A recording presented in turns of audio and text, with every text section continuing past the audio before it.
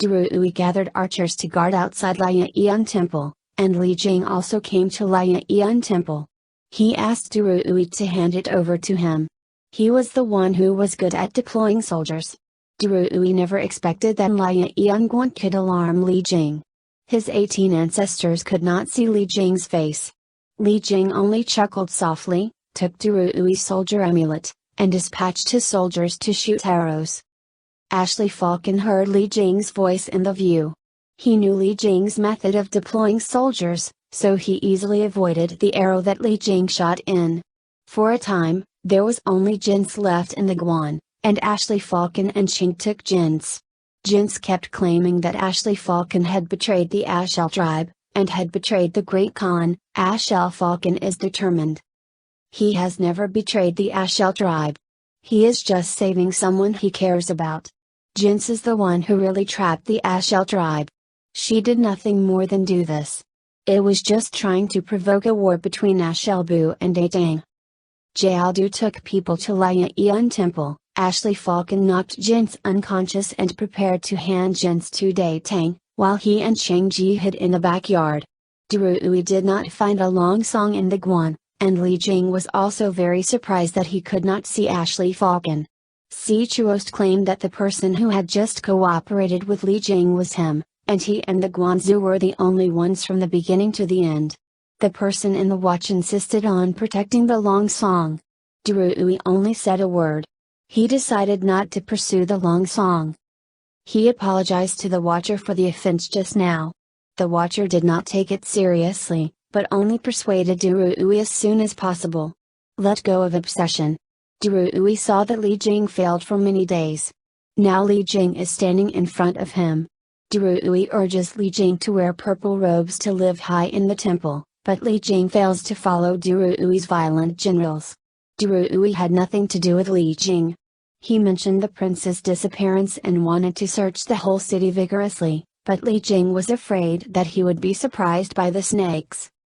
Both Li Yan and Jiao saw a strange man in the kanji shed. The man took a little girl out of the city. After he left the city, he wanted to kill the little girl. Fortunately, Jiao did his rescue.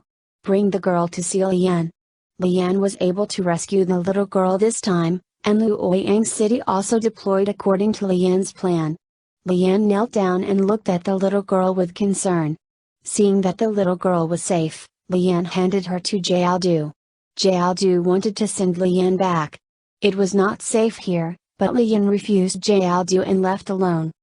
Xiu knew from the soldiers that Jiao had intentionally let go of Chink, and he was relieved. As long as Chink is safe, he will be relieved. After that, Durui came to see Jin's and learned that Jin's was a descendant of the Sui family.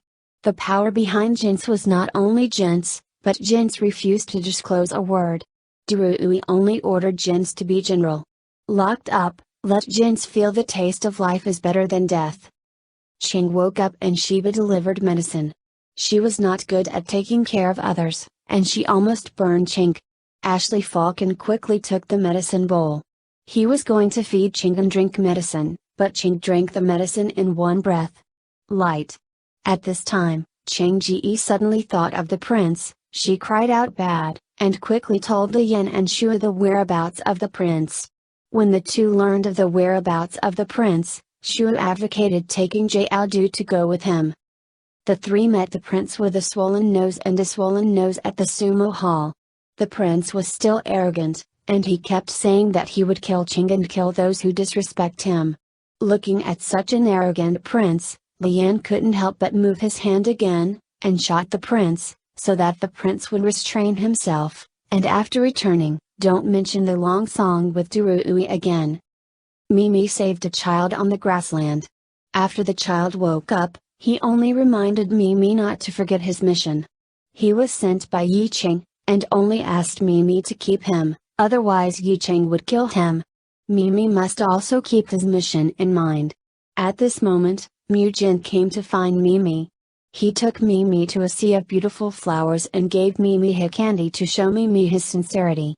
Mimi knew that she was not worthy of Mu Jin. She rejected Mu Jin, but Mu Jin shook her head, thinking from the bottom of her heart that he was not worthy of Mimi. After Ashley Falcon left the grassland, the Great Khan has been drinking to soothe his sorrows, missed Ashley Falcon, and wanted to go back to the past with Ashley Falcon. In the prison on the other side, Jinx took out the poison she had hidden on her body and killed herself by taking the poison. Before dying, Jinsei remembered the plan between Yi Cheng and her. It turned out that Jinsei humiliated Yi Cheng in all possible ways in front of the Great Khan. It was one of Yi Cheng's plans.